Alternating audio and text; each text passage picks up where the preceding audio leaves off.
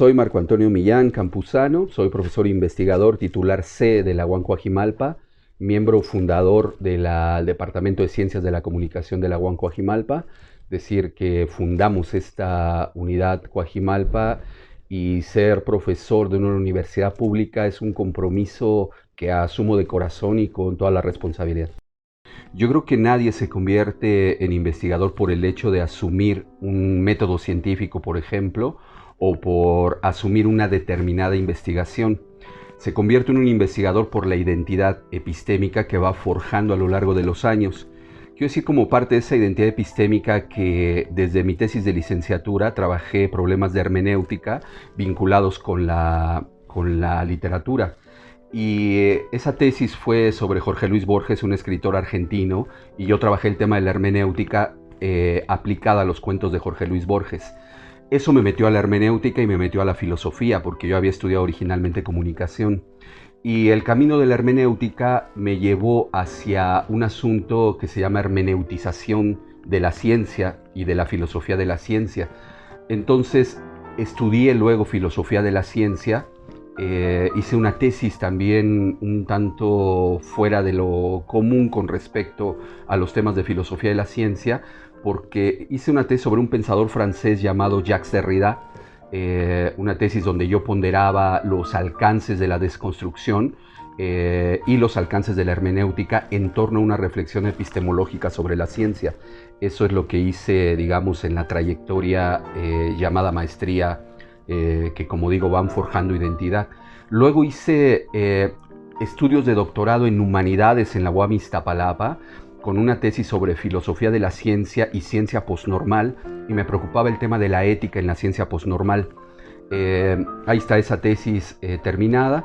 Y luego hice otro posgrado en la Universidad de Granada, una especialidad sobre paz y conflictos. Obtuve una especialidad en gestión de la paz y los conflictos por la Universidad de Granada, y también hice unos estudios doctorales sobre filosofía y con un tema de la significatividad en Heidegger, que es otro de los autores que yo manejo.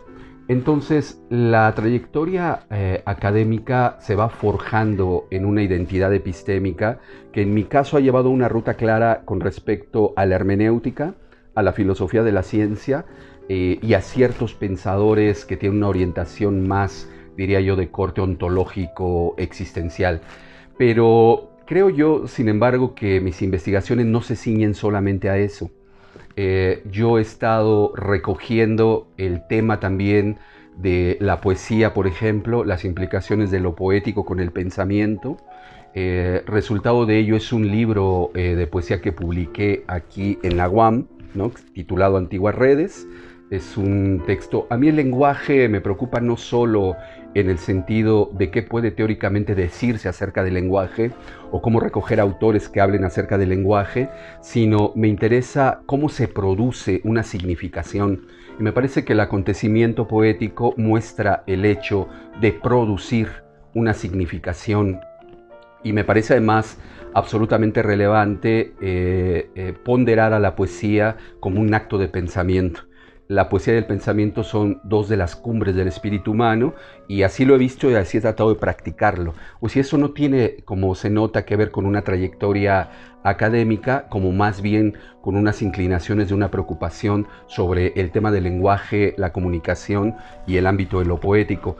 También con respecto al tema de la paz y los conflictos, publiqué yo este libro. Estos son libros de autor solo, permítanme que lo diga así, porque no son libros coordinados por mí, sino son libros que yo escribí solo. Y este es sobre paz y conflictos. Es un libro donde yo recojo parte de las enseñanzas de lo que aprendí en Granada. Incorporé otros temas como la ética del discurso, que también es uno de mis grandes temas. No solo la ontología hermenéutica, sino también la ética del discurso. Particularmente traté el tema de cómo puede ser vislumbrado los asuntos de paz y de concordia y de comunicación a través de los elementos de los que nos dota la ética del discurso. Eso me lleva a otro ámbito que también he profundizado a nivel nacional en México, que es la comunicación intersubjetiva.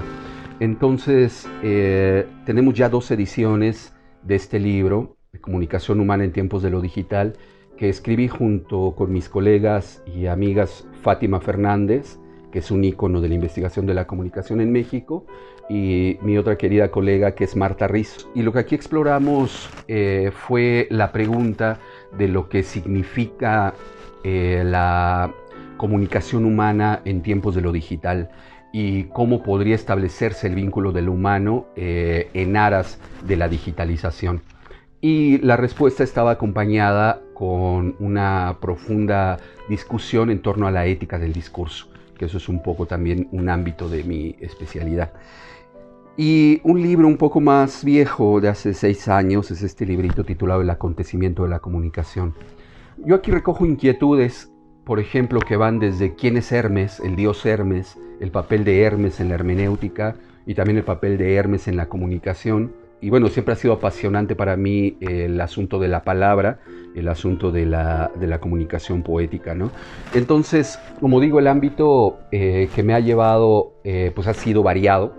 No tengo, digamos, una sola inclinación de investigación, sino varias que procuro establecer nexos entre ellas. Para mí, en resumidas cuentas, eso envuelve el ámbito polifacético de lo que es la comunicación y de lo que uno hace. Yo no sé si las investigaciones de uno tengan o no trascendencia.